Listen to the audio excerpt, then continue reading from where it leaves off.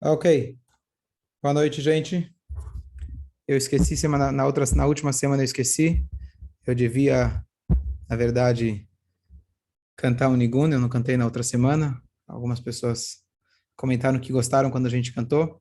Então vamos começar cantando uma música. Essa melodia é uma melodia que o Rebbe ensinou e ela lembra a gente sobre como a nossa alma ela anseia para se conectar com Hashem. Sama lecha nafshi, kama lecha besari, ve'yeretz iya ve'yayef beli imoyim. Tirirayayayayay. Tirirayayayayam.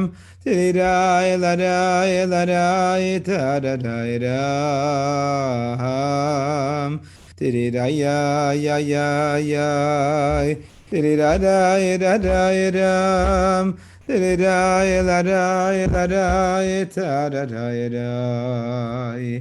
Kein bakoidesh Chazi sicha lira Yisuscha uchevoidecha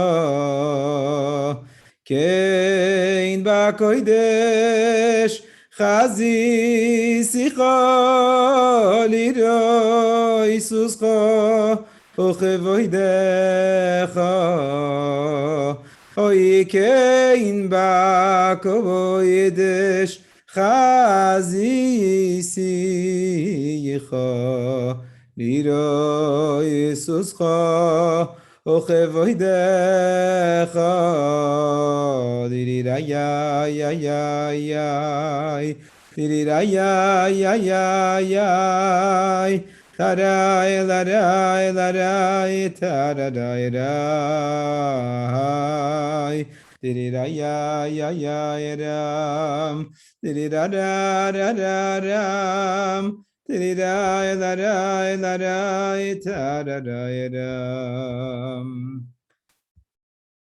Bom, Shabbat Shalom a todos.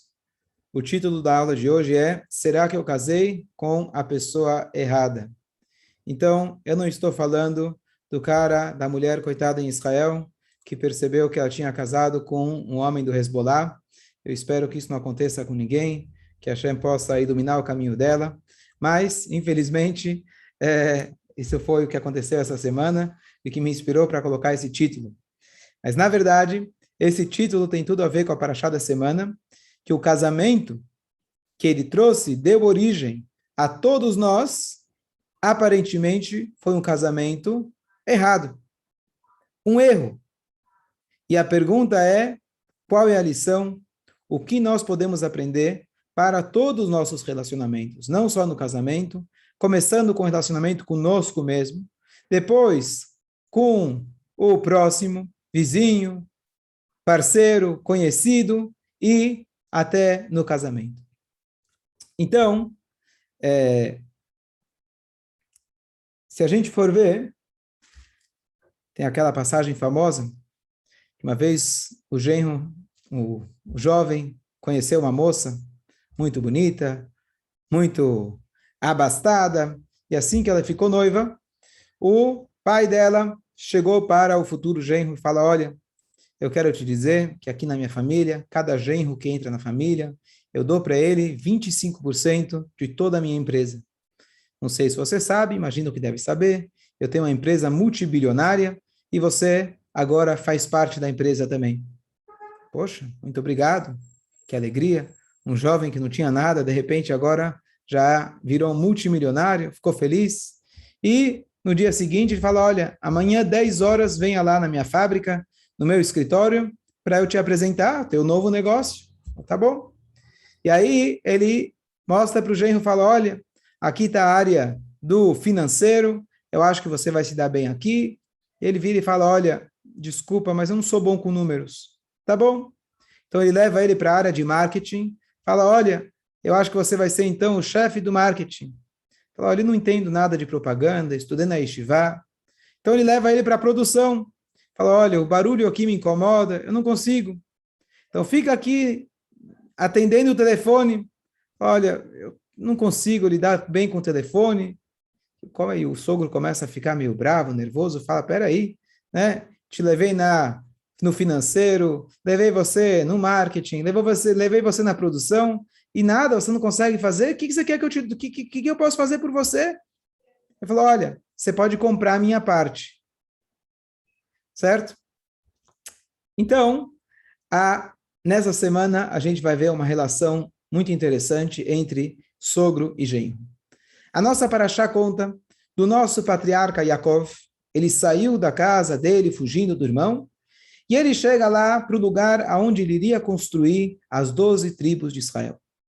Ele chega na cidade aonde a mãe dele, da onde a mãe dele veio, e ele encontra a prima dele, a Rachel.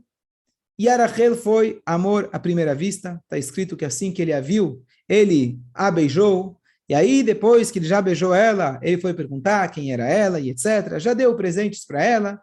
E ele logo descobre que essa era a moça dos sonhos dele. E ele então chega para o sogro.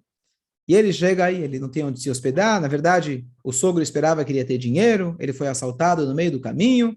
E o Lavan coloca ele para dentro de casa. E aí, o sogro fala para ele, bom, você já trabalhou um tempo por aqui, não é porque você é meu sobrinho que você vai trabalhar de graça, o que você quer? E ele vira e fala, olha, eu vou trabalhar para ganhar a sua filha pequena, a Raquel.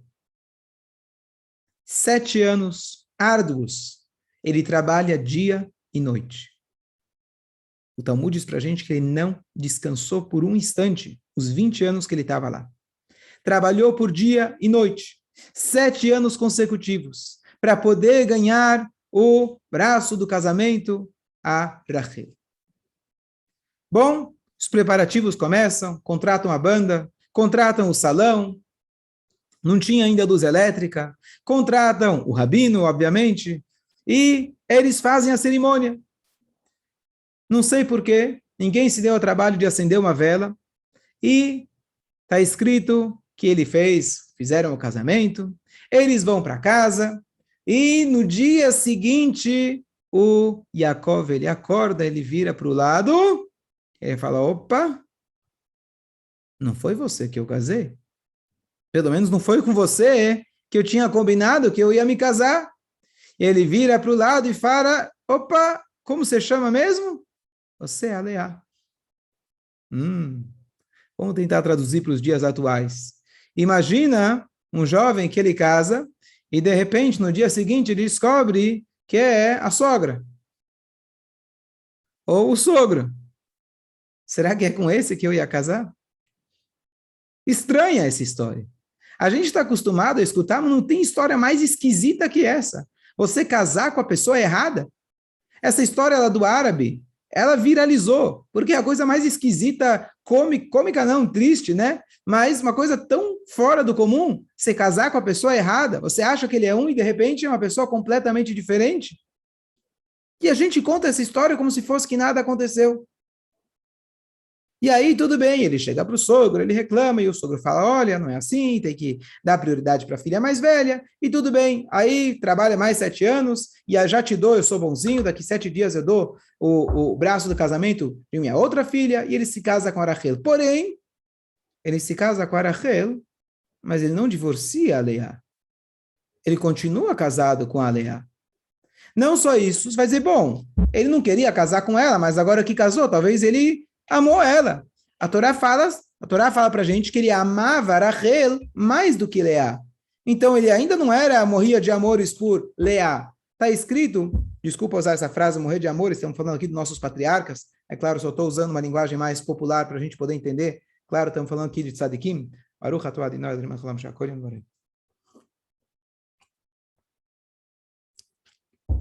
Então, nessa hora, ele não se divorcia da primeira esposa.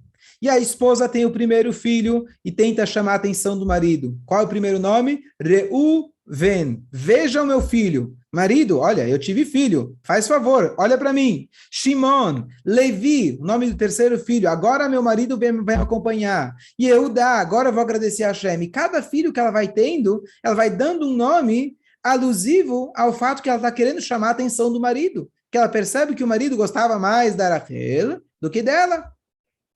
E curiosamente, ele continuou casado com ela. E o destino fez ainda o seguinte. Não somente que ele continuou casado com ela, a maioria das tribos, 6 filhos e mais uma filha, vieram da moça que ele casou por engano. A história continua, Rachel tem apenas 2 filhos. Aquela moça bonita que ele gostou, que ele queria ter casado com ela, apenas com ela tem apenas 2 filhos. E o pior, assim que ela dá à luz ao segundo filho, que era Benjamim, o caçula do Yaakov, ela falece. Ou seja, o tempo de vida de casamento que ele pôde viver, celebrar junto com a esposa dos sonhos dele, foi muito curto. Perto da Leá. A maioria dos filhos vieram da Leá, e ainda o tempo que ele compartilhou com a Leá foi a vida inteira. Por último, a Rachel, que era a filha, a esposa querida dele, foi enterrada no meio do caminho. Quando Yaakov, ele foi enterrado Me'arat HaMachpelah, lá em Hebron, a Rachel está enterrada lá em Beit Lehem, e a Leá, aquela esposa que ele casou, por engano, está enterrada e descansando ao seu lado até os dias de hoje. Esse erro, pelo jeito, foi longe. Como que a gente entende que o primeiro casamento, não o primeiro, mas nós somos chamados Benei Israel, filhos de Israel, filhos de Yaakov. A maioria do nosso povo, de um jeito ou de outro, as 6 tribos, vieram deles. E nós somos descendentes de um casamento por engano? Não sei se você sabe, mas o Talmud conta pra gente que a irmã, a Rachel, ela se escondeu embaixo da cama. E cada vez que o Yaakov falava, como você está, minha querida? Como foi os últimos dias? Estou com saudades. E a Rachel, debaixo da cama, respondia, porque era a voz da irmã. Tudo porque ela não queria que a irmã mais velha passasse vergonha. Então foi assim uma armação completa para o Yaakov. E o mais curioso de tudo é que essa história, não somente que a gente não esconde, a Torá não omite, nós perpetuamos essa história em todo o casamento. O que faz o noivo logo antes de entrar na rupá? Ele pega um véu e cobre a face da noiva. Lembrando exatamente o que o Jacó fez. Cobrir a face da noiva na hora que ela vai entrar na rupá. Não deveria ser o contrário? Esse erro tão grave, que causou tanta angústia eventualmente, a gente deveria fazer o contrário. Ela entra ou vem com o véu fechado, quando chega na rupá, deixa eu ver se é você mesmo, deixa eu ter certeza que não é tua irmã, tua prima, vizinha, eu não quero ter erros aqui. Já chega Yaakov. O que a gente faz? Repete a mesma coisa. Então é óbvio que não é um engano, não foi um acidente, e sim, na verdade, nesse casamento, não somente que dá para a gente passar uma maquiagem em cima, dizer que tudo bem, deu certo, ele acabou ficando casado com ela, mas esse era o propósito. Não somente que esse era o propósito, esse é o casamento que deu origem a todos nós, e nesse casamento nós temos a diretriz de como a gente perpetuar o casamento. E aqui vem a pergunta, será que eu casei com a pessoa errada? Vou dar 2 exemplos. Exemplo número 1. Ouvi do meu professor,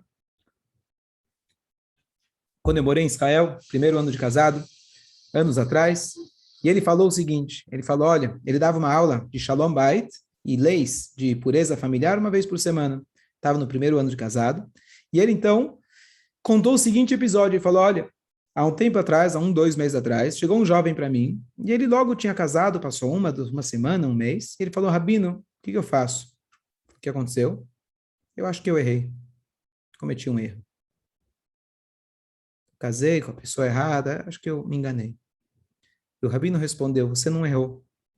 Você simplesmente casou. Você não errou, você casou. Para complementar, para entender isso melhor, chegou uma pessoa num rabino. Ele fala, rabino, eu não entendo. Eu namorei, conheci a minha noiva por 18 anos. Talvez para alguns não é demais, talvez ainda é pouco. 18 anos eu conhecia, a gente saía, se conhecia e a gente convivia juntos. Eu agora estou casado há 3 meses e eu não suporto mais ela. Me explica o que aconteceu. Eu conhecia ela de todos os ângulos, de todos os lados. O que aconteceu? O que foi? E o rabino falou sim. Você namorou, conheceu a Rachel por 18 anos. Mas você se casou com a Leá. É fácil você conhecer alguém num shidur. É fácil você conhecer uma parte de alguém. Se comportar, colocar um show, o seu melhor comportamento durante algumas horas, durante alguns dias, é uma coisa.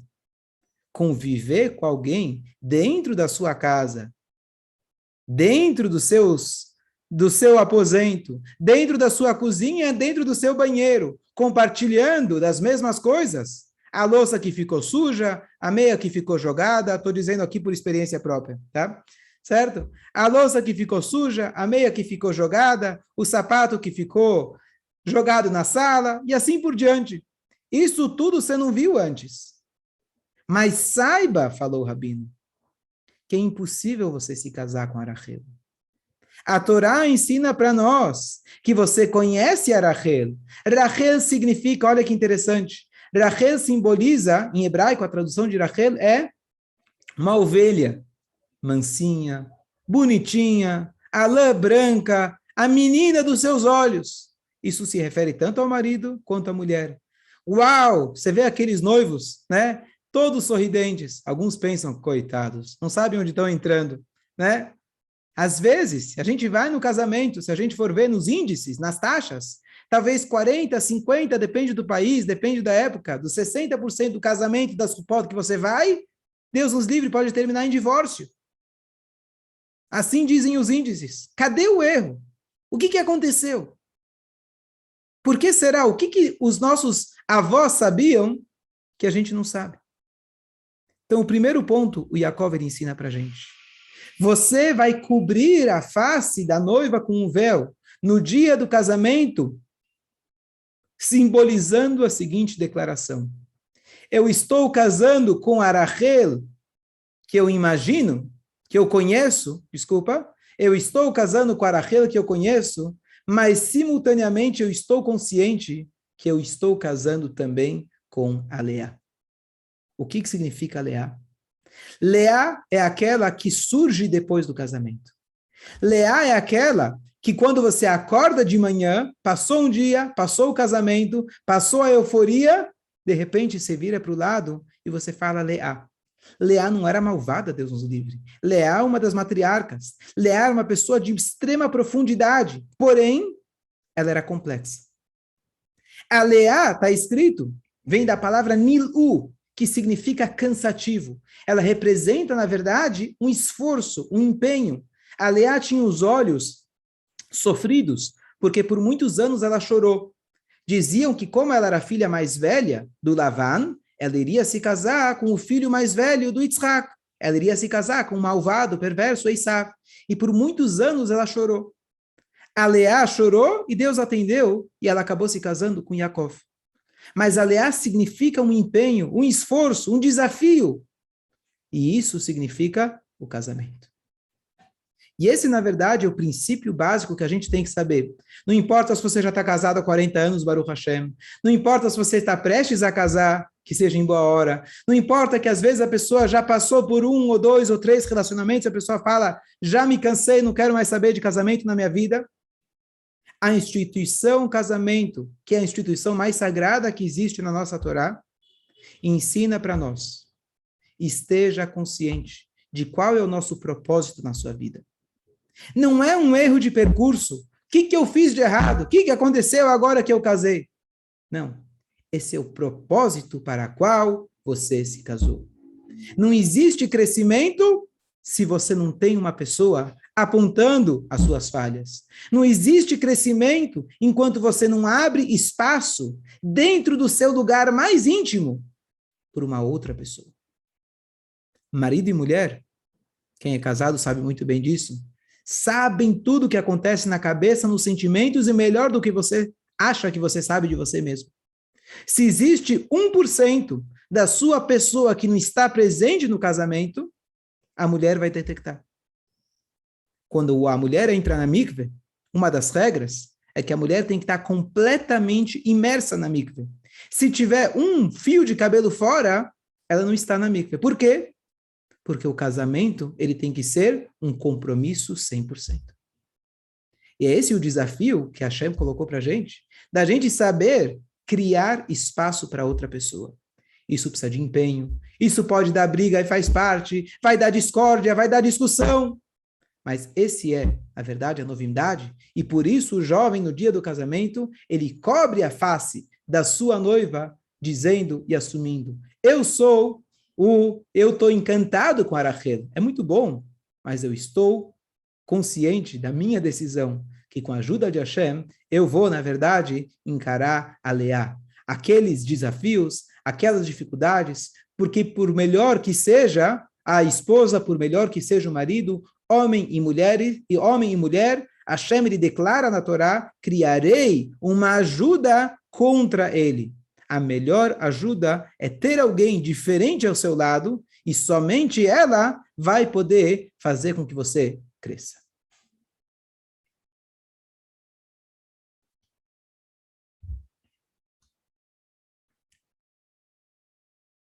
Se a gente for olhar, elaborando um pouquinho mais nesse assunto, a gente realmente ter esse compromisso 100%, a gente saber quem a gente está encarando. Então, nós, o costume judaico, na hora da Rupá, nós temos o Sheva Brachot. No Sheva Brachot, a gente tem uma das Brachot, que a gente abençoa os noivos e fala que Samecha Hayetzircha, que o seu Criador, o seu Formador Deus, possa lhes alegrar como Beganed Mikedem, como ele alegrou no Ganed, no Jardim do Éden, Adão e Eva. Da mesma maneira que Hashem alegrou eles, no seu casamento, que vocês também possam ser alegres. Que alegria tinha Adão e Chava? Vocês sabem como que era o casamento de Adão e Chava? Por 120 anos, eles não tiveram relações. Não sei se vocês conhecem a história, mas o Balaturim, ele fala que quando a Chava foi oferecer do fruto para o seu marido e ela recusou, então está escrito que ela pegou da árvore e deu para ele. Diz o Balaturim, o comentarista, ele fala, o que quer dizer pegou da árvore? Ela pegou a árvore, ela pegou uma tora na mão e bateu na cabeça dele. E desde então as mulheres falam qual deve ser a dieta que o marido deve seguir. Essa foi o casamento de Adão e Chava. E a pergunta é, que tipo de brachá é essa? Por que a gente abençoa os noivos que vocês possam ser alegres como Adão e Chava? Claro, imagino que eles deveriam ter um bom casamento, ficaram casados por muitos anos, mas claro que tem aqui uma mensagem. Qual que é a mensagem? E aqui vem uma coisa maravilhosa. Adão e Chava, eles nunca poderiam ter um segundo pensamento. Nunca poderiam duvidar de suas decisões. Às vezes você fala, olha, poxa vida, eu me casei com a Leia, eu errei. Eu achei que eu estava casando com a Rachel, eu errei. Eu devia ter casado com a prima da Leia, com a irmã da Leia, com a outra que eu já conhecia tantos anos antes. Aqui pode servir para o homem, para a mulher. Eu com certeza seria mais feliz. Então a gente abençoa os noivos e fala o seguinte. Adão e Chava pode ser que não tinham o melhor casamento do mundo. Mas uma coisa eles tinham.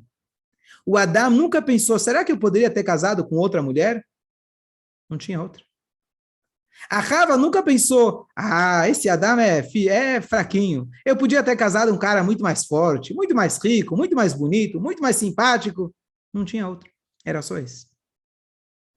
Quando o casal entra na Rupá, nós temos que ter a convicção que se Hashem, ele uniu nós dois, é porque existe um propósito maior. E todo momento que eu vou ficar pensando, eu poderia, eu deveria, não casar com outro. Isso já perdi as esperanças, não vou casar com outro. Tudo bem, já caí aqui, não tem mais jeito, custa caro, né? Casar custa caro, divorciar mais ainda. Né? Esposa é para ser, esposa é temporária, ex-esposa é para sempre. Todas as frases, piadas conhecidas, etc. Mas o pensamento de que, e se? E se minha mulher fosse um pouco melhor? E se meu marido fosse um pouco mais calmo? E se minha mulher pudesse cuidar um pouco melhor da casa? Por que ele não toma jeito de uma vez por todas? O Adam Arishon, uma pergunta ele não falava. E se?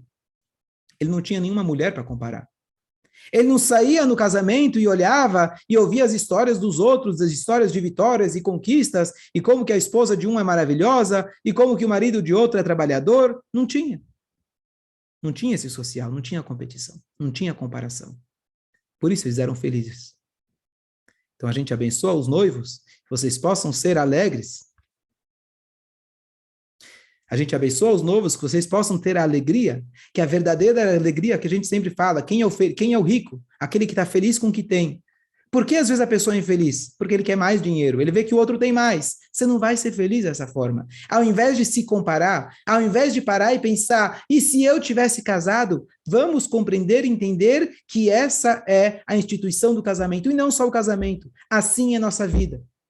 Quando a gente nasce, nós somos, a maioria dos casos, quando a pessoa nasce numa casa saudável, ele é nutrido, ele é cuidado, ele recebe amor, de repente ele cresce, ele é jogado para o mundo, tem que encarar todas as dificuldades, trabalho, faculdade, filhos, família, sustento. O que aconteceu de repente? Esse é o objetivo. É igual um médico, que ele passa 7 anos fazendo a faculdade, mais 3 de residência, mais 5 de especialização, e chega agora a primeira cirurgia do primeiro paciente dele. E ele vira e fala, não vou fazer isso aí. Coitado do paciente. Todo o teu estudo de 15 anos foi para chegar nesse momento. Tudo foi preparatório. Então, todos os seus anos que você estudou, se preparou, recebeu nutrição dos seus pais, é para que você possa agora encarar a sua vida. E a vida não é um mar de rosas. Você vai procurar um trabalho, você vai ver que vai ter dificuldades. Você vai ter uma esposa, você vai ter um marido, você vai ver que não vai ser fácil. Você vai ter filhos, você vai ver que tem um empenho. Leá significa a dificuldade, significa as conquistas da nossa vida. Por isso, diz para a gente a Torá, Arachel faleceu, Arachel assumiu. Ou como outros dizem, a Rachel foi incorporada na Leá. Não é que não vão ter dias bons. Não é que não vai ter dias maravilhosos. Se Deus quiser que você tenha muitas Rachel na sua vida. Mas a Rachel se incorporou dentro da Leá. A Rachel só aparece agora depois de ter bastante empenho. A maioria dos filhos vieram de quem? Da Leá. A maioria dos anos ele ficou casado com quem? Com a Leá. E até hoje ele está lá, deitado, descansando ao lado de quem? Da Leá. Porque essa é a realidade da vida. E por isso, quando a gente fala, será que eu casei com a pessoa errada? Sim, como diz uma frase, casar com a pessoa errada não tem nada de errado. Esse é o propósito de Hashem. E aqui eu vi uma frase bonita que diz, o casamento é o fim do romance e o começo da história. O casamento é o fim do romance e o começo da história. Ok. Aqui falamos já a primeira parte. E agora eu vou fazer uma pergunta.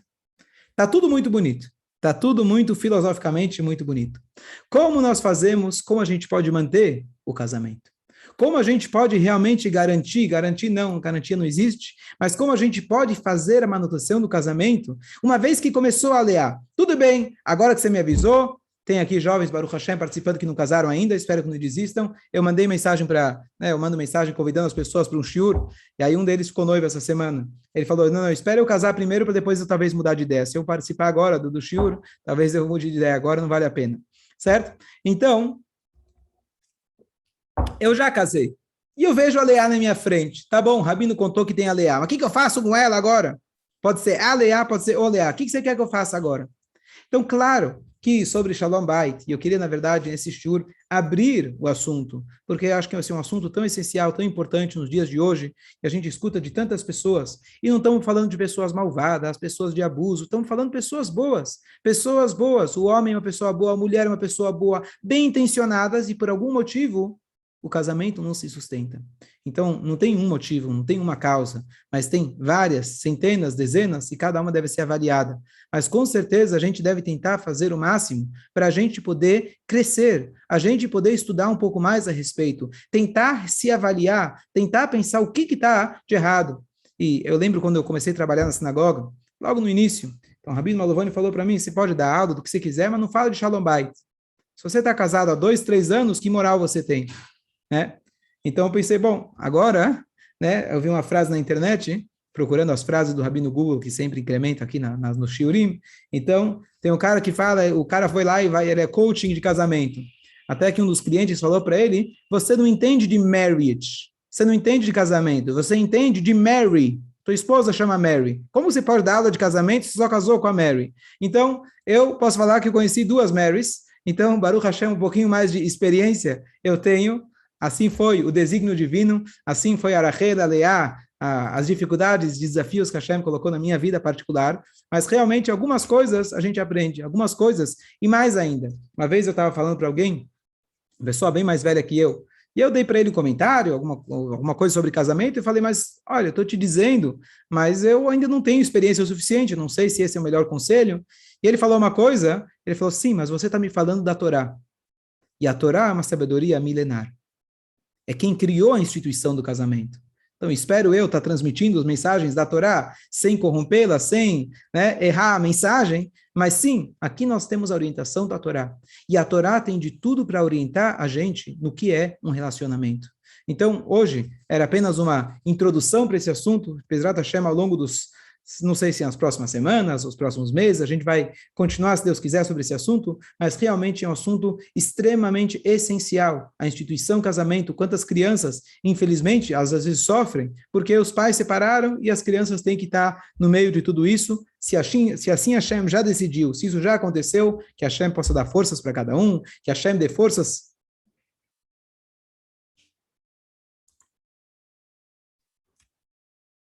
Espera aí. Eu vou continuar por aqui, que meu celular está morrendo.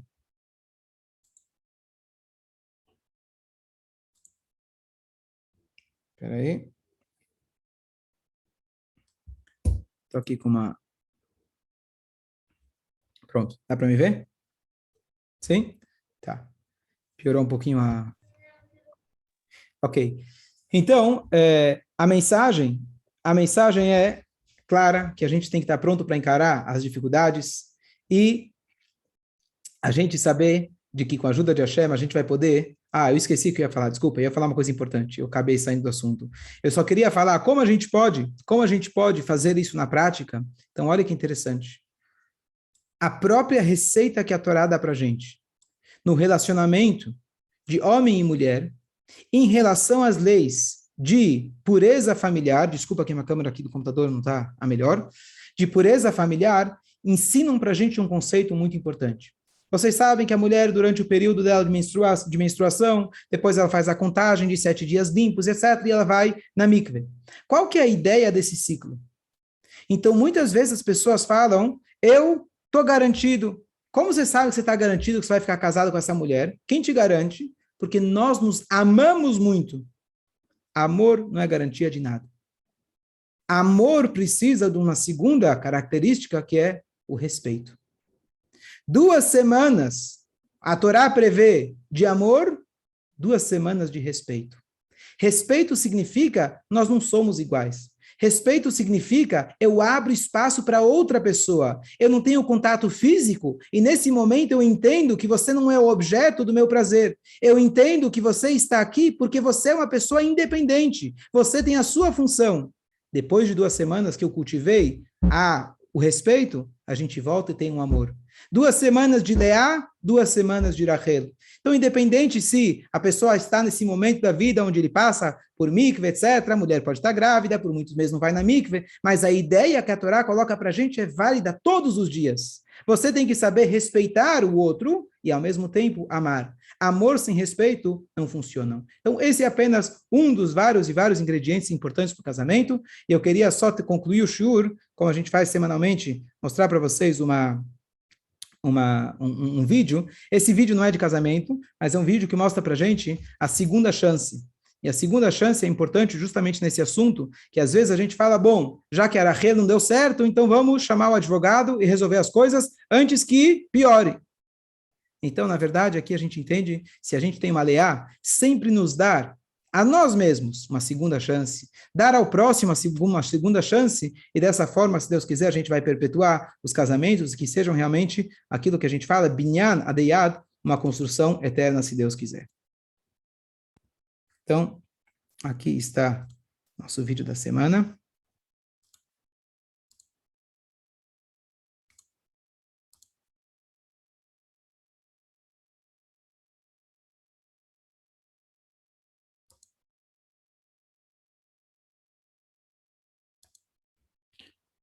Eu vou concluir aqui o Instagram, porque parou, não sei porquê. Last year, a school in Los Angeles was making their annual trustee dinner in the Herzog Winery in Oxnard, which is around an hour drive from LA. They flew in this incredibly talented violinist, Shimi Weitzhandler, all the way from Israel to play at the event and entertain the guests. After we landed, my friend came to pick me up from the airport, and I put the violin and my stuff in the trunk, and we went to his house. When they got to the house, Shimi took out a suitcase to unpack, but left his violin in the trunk, knowing that he'll need it once they get to the winery. And I went to change, to get prepared for the event. A couple hours later, they drove up to Oxnard. They got to the winery a few minutes before the event was scheduled to start.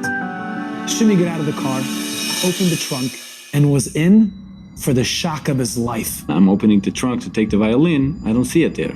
And I'm moving away some stuff, maybe it's underneath, and it's not there. His violin was missing.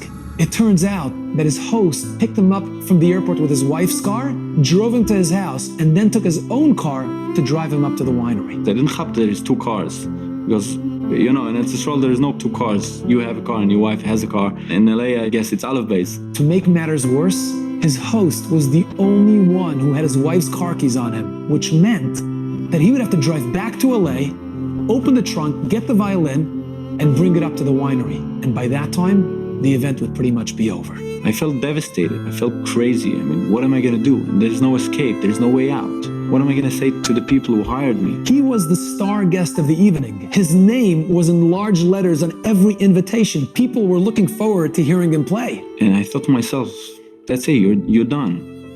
You can quit. Nobody's going to hire me again. Nobody's going to look at me again. He flew back to Israel, feeling like his career had just come to an end. A year later, Shimi was in Israel back home, eating dinner with his wife, when he received a call. He looked at the number and he recognized it as being the number of the administrator who hired him the year before for the event in LA. I say to myself, what's he up to? Maybe he wants to charge me the expenses. And then he says, we're making a second dinner. And I said, can I come? I want to come for any price, for anything. I want to come. I want to be there just to fix things up. I said, yeah, that's why I'm calling you. The administrator told him that even though he made a mistake and messed up the year before, they know that he's got a talent, he's gifted. They want him to come back and play the violin at this year's event. I went to the dinner and I just sat there and watched Shimi play incredibly well. I was so happy. I mean, the adrenaline I had that moment, my heart was pumping. As I was watching Shimi play, I remember thinking to myself, this is the story of our own lives. We're all flown in from Shemayim into this world, and Hashem gives us an instrument, a talent, or a strength, and says, go play your own unique music. Become a part of the greater symphony of life.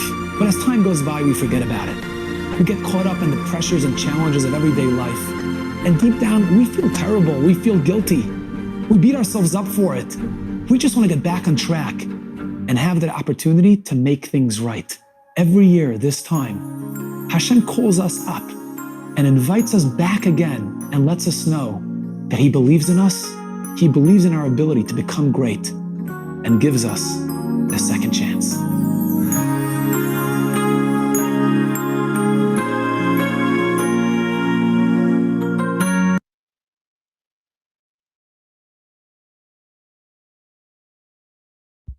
Shabbat Shalom a todos.